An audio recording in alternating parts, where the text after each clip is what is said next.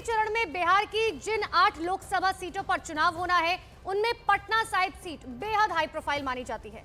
क्या है पटना साहिब का राजनीतिक समीकरण, आपको दिखाते हैं।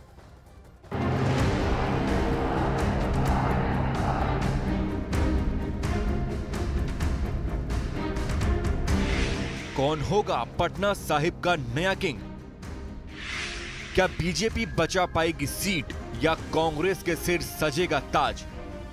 ज्ञान विज्ञान शौर्य पराक्रमी वैभवशाली भूमि के नमन करितियो। लोकसभा चुनावों के आखिरी चरण के रण में जिन सीटों पर सबसे ज्यादा नजर टिकी हुई है, उनमें बिहार की पटना साहिब सीट भी आती है। इसे ऐसे ही समझा जा सकता है कि खुद पीएम मोदी इस सीट पर प्रचार की कमान संभाल चुके हैं। 2008 तक बिहार की राजधानी पटना में केवल एक लोकसभा सीट थी, लेकिन पुनर्गठन के बाद 2 लोकसभा सीटें हो गई हैं, एक पाटलिपुत्र और दूसरी पटना साहिब।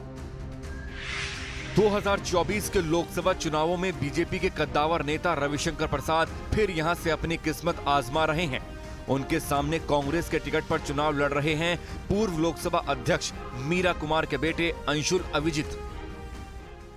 नरेंद्र मोदी जी का हर क्षेत्र में एक बहुत बड़ा साइलेंट सपोर्ट बेस है। महिलाओं का, अति पिछड़ों का, गरीबों का, एंटरप्रेन्योर्स का, आईटी प्रोफेशनल का, स्टार्टअप का, किसानों का, दीदियां, चाहे हमारे वो जीविका दीदी हों या लखपति दीदी हों या जिनकी तमन्ना हो, ये सब मोदी जी के साथ हैं। तो रिजल्ट आश्चर्यजनक होंगे और 400 के पार निश्चित होंगे। 2019 के लोकसभा चुनावों में रविशंकर प्रसाद ने कांग्रेस के ही टिकट से चुनाव लड़ रहे शत्रुघ्न सिन्हा को भारी मतों से हराया था।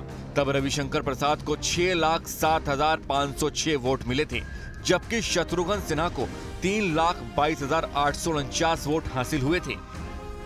यानी रविशंकर प्रसाद की जीत का मार्जिन 2,84,657 था।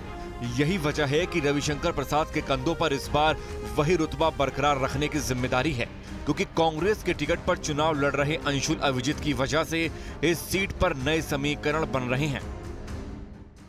ये हमारे विधायक और जनता ने तय किया है। शत्रुघ्न सिन्हा जी को मैंने 2,90,000 वोट से हराया।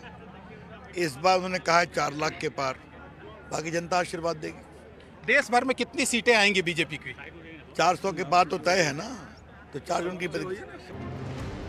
पटना साहिब लोकसभा सीट के जातीय समीकरणों का जिक्र करें तो यहाँ कायस्थों का दबदबा है। कायस्थों के बाद यादव और राजपूत वोटर आते हैं।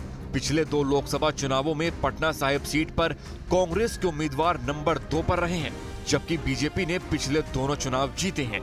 यही वजह है कि नए समीकरणों के बीच बीजेपी के लिए ये सीट साख की लड़ाई जैसी है।